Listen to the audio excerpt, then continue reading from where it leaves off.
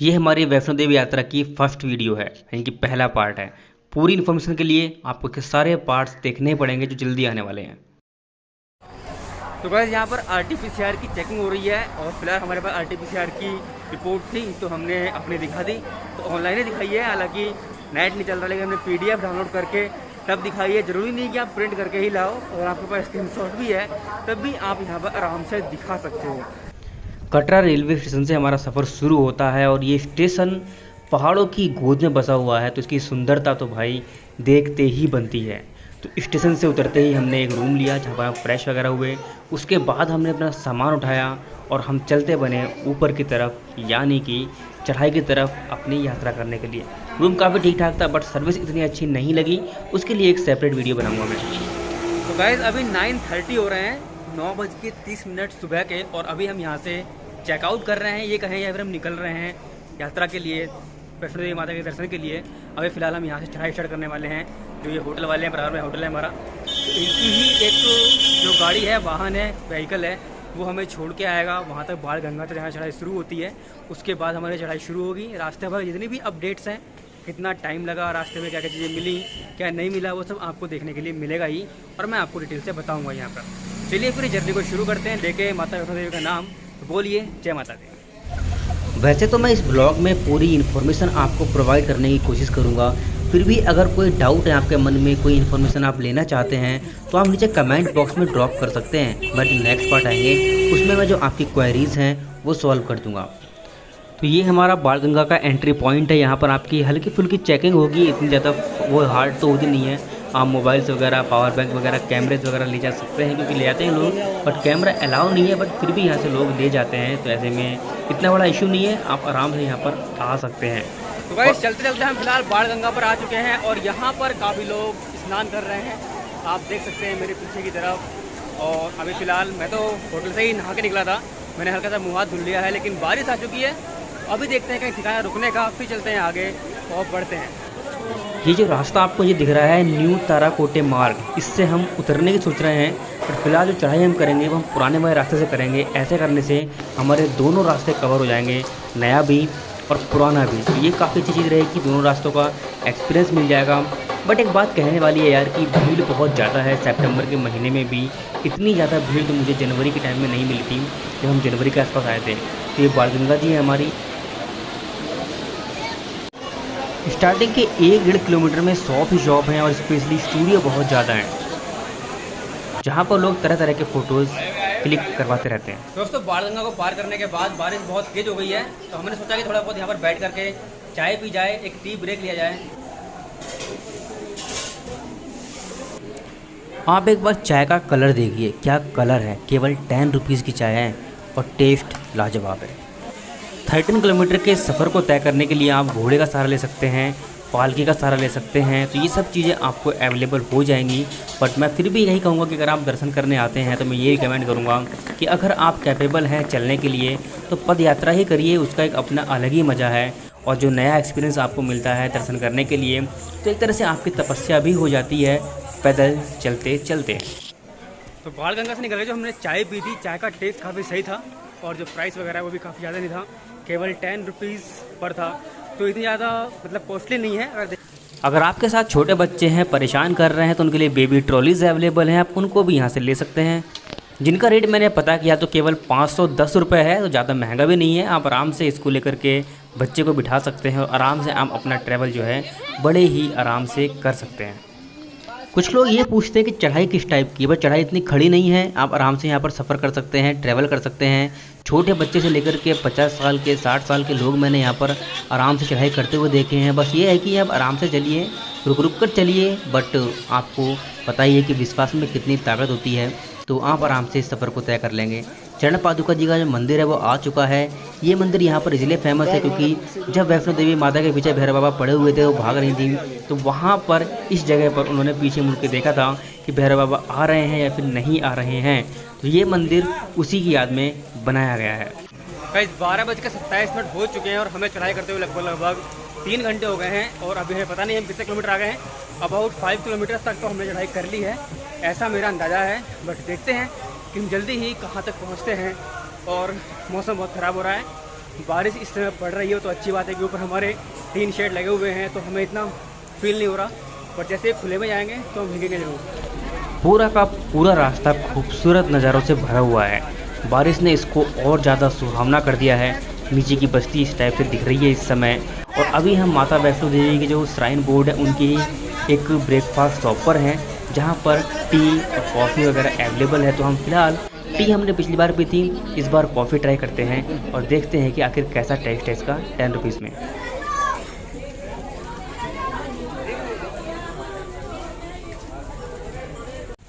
तो गाइस अभी हमने कॉफ़ी टेस्ट की तो कॉफ़ी काफ़ी ठीक ठाक थी, लेकिन प्राइस भी काफ़ी ठीक ठाक है। 8 रुपये लिखा हुआ है बोर्ड पर, बट 10 रुपीज़ की थी। और जो टी थी वो केवल 8 रुपीज़ की है। जबकि अगर आप ऊपर कॉफ़ी लेते हैं या नीचे की तरफ लेते हैं तो आपको 20 रुपीज़ पे करने पड़ेंगे। तो ये अच्छी बात है, जो श्राइन बोर्ड्स हैं उन्होंने अपने स्टॉल लगा रखे हैं, तो आप उनसे आराम से कॉफ़ी ले सकते हैं। सितंबर का महीना है, यूँ तो बहुत ज़्यादा बारिश होती है इस समय, पर फिर भी लोगों की बहुत ज़्यादा भीड़ है। और यहाँ पर मैंने बहुत ज़्यादा लोग आते हुए देखे हैं और बहुत सारे लोग चढ़ाई कर रहे हैं इस समय।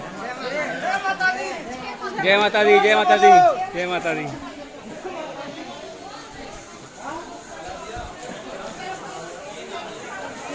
तो अभी हम चढ़ते चढ़ते टीन शेड वगैरह में आ चुके हैं। और ये अच्छी बात है कि यहाँ पर ऊपर से पहाड़ या पत्थर वगैरह गिरता भी है तो आपके ऊपर गिरेगा नहीं। और यहाँ पर बोर्ड्स वगैरह लगे हुए हैं कि भूस्खलन क्षेत्र है, बैठिए मत, यहाँ पर पत्थर गिर सकते हैं। तो इसीलिए आपको ध्यान से चलना है और हर किसी जगह पर बैठना नहीं है। ऐसा नहीं कि कहीं भी रुक गए, बारिश पड़ रही है तो ऊपर से पहाड़ गिर सकता है कभी भी। तो इसीलिए अपनी पूरी प्रिकॉशन को देखिए, उसके बाद ही कहीं ना कहीं बैठिए। बीच बीच में सीढ़ियाँ भी बनी हुई हैं जो कि शॉर्टकट है। नॉर्मल रास्ते से जाने के बजाय आप इन शॉर्टकट्स को ले सकते हैं, काफ़ी कम टाइम में आप पहुंच जाएंगे। और बारिश के बीच में बंदर और लंगूर एक साथ बैठ के एंजॉय कर रहे हैं, क्या नज़ारा है। वैसे मैं बहुत ऊपर के पॉइंट पर आ चुका हूँ और नहीं समझ लो अब हम अर्धकुमारी पहुँचने वाले हैं। और यहाँ से हमारा कटरा शहर है, कस्बा जो भी बोले हम, वो कम्प्लीटली दिखता है पूरा। और रेलवे स्टेशन भी क्लियरली विजिबल है। चलिए मैं आपको दिखाता हूँ रियर कैमरा से। ये जो सामने आपको दिख रहा है ये ब्लू कलर का, ये रेलवे स्टेशन है हमारा। और यहीं से हम आए थे अभी। और सामने पूरा ये बस्ती है कटरा रेलवे स्टेशन की।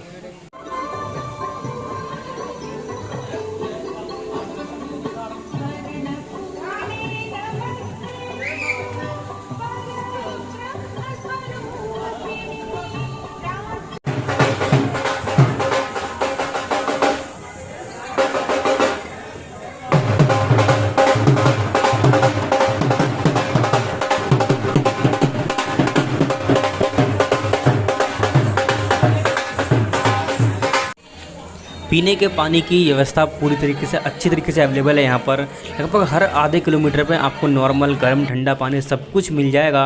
और सबसे अच्छी बात यह है कि रास्ते पर यहाँ पर आपको टॉयलेट्स भी अवेलेबल हैं। हर 1 किलोमीटर पे 1.5 किलोमीटर पे टॉयलेट्स काफ़ी हैं। डंडा लेके चल रही है बेचारी, डंडे के सहारे आ गई। नहीं, मैं थकी नहीं हूँ। और मैं नहीं थकी। ये जाएगी वीडियो, कोई बात नहीं, फिर से ना शकल देगा अपनी। यूट्यूब पे डालेगी। अच्छा कैसा लग रहा है ये बता। अच्छा लग रहा है। मजा आ रहा है, सच में मजा आ रहा है। हाँ, हाँ। थकान नहीं हो रही नहीं। तो बैठी क्यों है? कई बार तो चिप्स खा लिए तो बैठी क्यों है? 2 बार। अरे थोड़ा सा सब बैठ गए तो तुम्हें भी बैठ गई। चलो सही है, ठीक है। आप एक धार्मिक यात्रा पर आए हैं तो यात्रा की पवित्रता बनाए रखनी ही चाहिए। ताश वगैरह नहीं खेलने चाहिए। और कुछ लोग बीड़ी सिगरेट वगैरह भी पीते हैं। तो मेरा उनसे यही अनुरोध है, और आप लोग भी अगर उन्हें देखें तो उन्हें रोकें कि जो हमारा ये पवित्र रास्ता है इसकी गरिमा को बनाए रखें और इसे दूषित ना करें। बीड़ी सिगरेट्स पीना अवॉइड करें इन रास्तों पर। अभी फ़िलहाल हम आ चुके हैं अर्धकुमारी का जो एक पॉइंट है। यहाँ से आपके 2 रास्ते कटते हैं। एक चाहे तो आप अर्धकुमारी को स्किप करके सीधे ऊपर पहुँच सकते हैं, और एक रास्ता हमारा अर्धकुमारी होते हुए जाता है। फ़िलहाल आप यहाँ पर भीड़ देख सकते हैं बहुत ज़्यादा। यहाँ पर जो घोड़े वगैरह हैं उनका भी स्टॉप होता है। 2 रास्ते हैं, एक 5.5 किलोमीटर है, एक 6.5 किलोमीटर। तो वही अर्धकुमारी का जो 1 किलोमीटर का हेर फेर है वो यहाँ पर हो जाता है। और फिलहाल हमारा जो एक साथी है वो खो गया है और उसको हम ढूंढ रहे हैं। तो आप लोग भी ज़रा ध्यान से चलिएगा क्योंकि यहाँ पर नेटवर्क नहीं आते हैं। अगर आप हो सके तो यात्री सिम ले लीजिएगा, वो एक बेटर चॉइस है, पर वो काफ़ी महंगी मिलती हैं। ये जो आप पॉइंट देख रहे हैं बहुत ही इंपॉर्टेंट पॉइंट है, जो कि पिक लवर्स हैं जो पिक्चर क्लिक करवाते हैं अलग अलग पोज में, अलग अलग फ़ोटोज़ में। और हो भी क्यों ना, आप नज़ारा तो देखिए एक बार, बीच में एक खुली सी स्पेस और उसके तीनों चारों तरफ पहाड़ी पहाड़, तो मज़ा ही आ जाए आपकी जो पिक्स हैं उसके अंदर भी। आप भी जब कभी आएँ तो यहाँ पर एक पिक्स क्लिक ज़रूर करवाइएगा। ये अर्धकुंवारी के पास में ही है, ज़्यादा दूर नहीं है।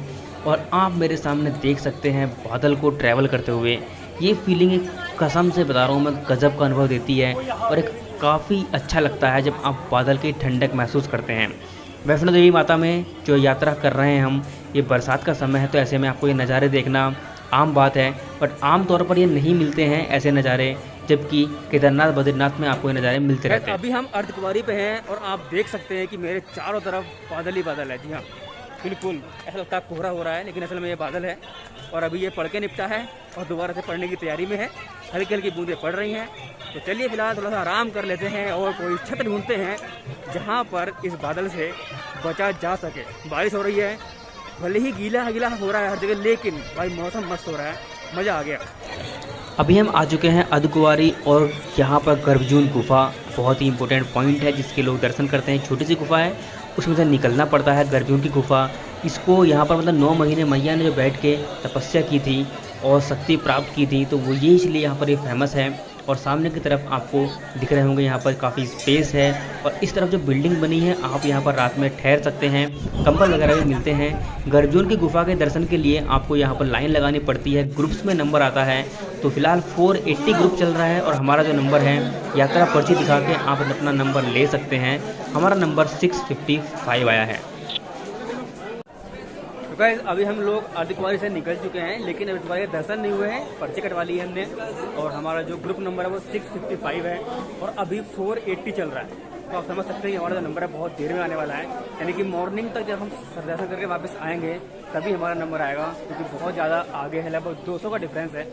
तो 200 आप सब जानते ही हैं कितना बड़ा डिफरेंस होता है।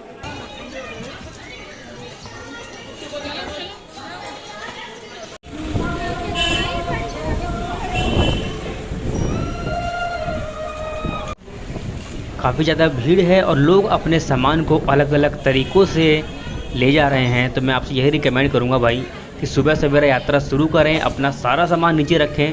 जितना कम सामान आप ऊपर ले जाएंगे उतना ही आपको फ़ायदा होगा, क्योंकि आपकी पीठ पर जितना बोझ होगा उतनी ही थकान आपको होगी। तो ऐसे में जितना कम वज़न ले जाएंगे उतना ही अच्छा है। मेरी राय में तो आप सब कुछ नीचे रखिएगा और आराम से दर्शन करने सुबह सवेरे 5 से 6 बजे के बीच में यात्रा शुरू करिएगा। तो काफ़ी ज़्यादा अच्छा लगता है अगर आप खाली हाथ होते हैं तो। बट अगर आपके हाथ में सामान है तो आपके हाथ में दर्द भी हो सकता है, थकान भी हो सकती है, क्योंकि बहुत लंबा सफ़र है। अबाउट 8 to 9 आवर्स आपको चलना पड़ सकता है कभी कभी।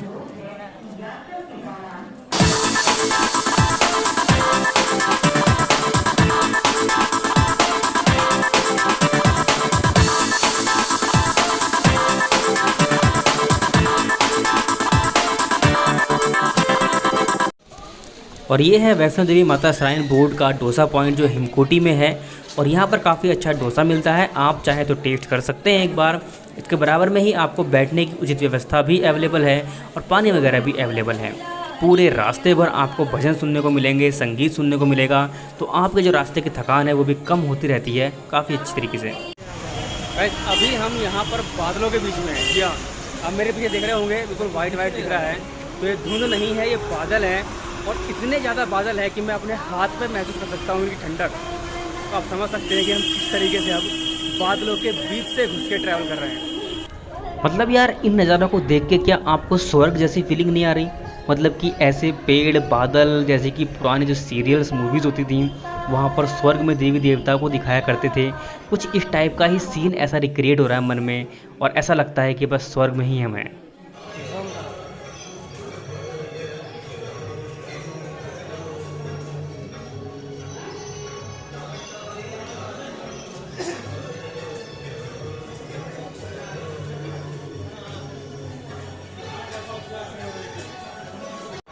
अभी काफ़ी दूर चलने के बाद में हमें मंदिर के दर्शन फिलहाल हो चुके हैं दूर से ही। अभी हमें वहाँ पास में पहुँचना है, लेकिन अभी भी हमारा जो टेंपल है वो 1 किलोमीटर डिस्टेंस पर है, यानी कि आप समझ सकते हैं कि अभी भी रास्ता काफ़ी ज़्यादा तय करना है। और हालत पैरों की ऐसी हो चुकी है कि बस पैर भी अब बोल पड़े कि बस भाई कितना चलेगा बस कर। बगल एरिया में कहेंगे आवाज को तो अपनी माता ब्रिजेश के साथ। गाइस अभी सुबह के 8 बजे हैं और आप सोच रहे हो कि सुबह के 8 क्यों बजे हैं, रात में क्या हुआ। तो मैं रात का जो पूरा सीन है वो मैं आपको समझाता हूँ। सबसे पहले क्या होता है कि हम लोग प्रसाद लेते हैं, जैसे ऊपर आते हैं, मैंने आपसे बात की थी। उसके बाद प्रसाद लेने के बाद में प्रसाद की लाइन इतनी लंबी थी कि 1 घंटे में हमारा प्रसाद पे नंबर आया। उसके बाद हम चले जाते हैं जो सामान रखने के लिए होते हैं लॉकर्स, वहाँ पर, और लॉकर्स की लाइन इतनी लंबी थी कि वहाँ पर हमारा 1.5 घंटे में नंबर आया। तो ऐसे करते करते हमारे साथ तो टाइम होता है वो बच जाता है 6, और 6 बजे के बाद जैसे हम लाइन में आते हैं तो लाइन में आते आते 6:30 बजे का टाइम हो जाता है और 6:30 बज जाते हैं। और उसके बाद आरती शुरू और मंदिर बंद हो जाता है। उसके बाद दर्शन दोबारा से 9 बजे शुरू होने थे और फिर 9 बजे तक हम लाइन में लगे रहते हैं। 9 बजे हमारी लाइन चलती है और लगभग 10:30 बजे तक हमारे दर्शन होते हैं, क्योंकि लाइन हमारी बहुत ज़्यादा लंबी थी। और आप सब जानते हैं कि 10:30 बजे और कटरा जैसी जगह पर वैष्णो देवी में जहाँ पहाड़ हो और बर्फीला मौसम हो रहा था क्योंकि बरसात पड़ रही थी, तो ऐसे में ठंड बहुत लग रही थी। अब चलने की बिल्कुल भी इच्छा नहीं थी, तो सोचा कि सुबह ट्रॉली लेकर ही सुबह जो रोप वे है उससे ही भैरव बाबा जाएंगे। और उसके बाद हम लोग कंबल लेने चले गए। कंबल अच्छी बात है कि यहाँ पर कंबल वितरित होते हैं और 100 रुपीज़ पर कंबल पर ब्लैंकेट आपको पे करना पड़ेगा, लेकिन वो आपका रिफ़ंड हो जाएगा जब आप मॉर्निंग में 5 बजे से 10 बजे के बीच में उनको वापस कर देंगे। तो ऐसा हमने किया, फिर खाना वाना खाया और लगभग ऐसा करते करते हमें 12 बज गए और 12 बजे हम सो गए। उसके बाद हम सुबह 6 बजे उठे हैं और 6 बजे से अभी हम फ्रेश होके आराम से नहा धो के रेडी हो चुके हैं और अभी हम फिलहाल यहाँ से अपने रोप वे की तैयारी शुरू कर रहे हैं। तो ये थी हमारी पूरी कहानी जो कि बिहाइंड द कैमरा घटी है, क्योंकि ये सारी चीज़ें कैमरा में रिकॉर्ड नहीं हो पाई, भीड़ बहुत ज़्यादा थी और वैसे भी मंदिर में कैमरा अलाउ होता ही नहीं है।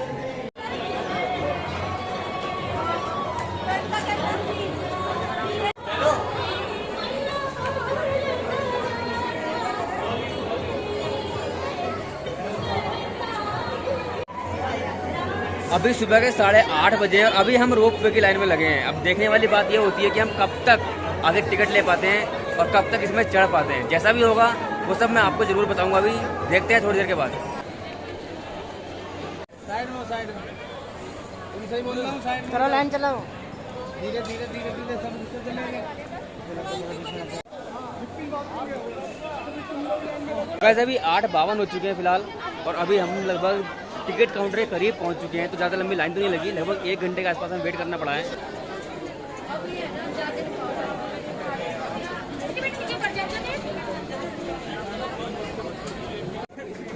तो कुछ ऐसा है सीन हमारा टिकट काउंटर से, जो रोप वे का टिकट काउंटर है। इस तरफ बादल हमारे सामने पहाड़ के नीचे और इस तरफ हमारा माता वैष्णो देवी जी का मंदिर। तो 9:10 के आसपास अब हमारी जो एंट्री है तो फाइनली टिकट काउंटर में हो चुकी है और अभी लेकिन हमें टिकट मिला नहीं है। अब देखते हैं कि लाइन में लगने के बाद कितने टाइम बाद टिकट मिलेगा। तो भाई ये देखने के लिए तो आपको नेक्स्ट पार्ट का वेट करना पड़ेगा, क्योंकि अगले पार्ट में मैं आपको बताऊंगा कि ट्रॉली तक का सफ़र कैसा रहा और ऊपर भैरव बाबा के दर्शन किस टाइप से हुए। बाकी हमें पूरे 8 से 9 घंटे लगे हैं इस पूरे सफ़र को तय करने में 13 किलोमीटर के। तो बाकी मिलते हैं आपसे नेक्स्ट वीडियो में, तब तक के लिए बाय बाय, टेक केयर, जय माता दी।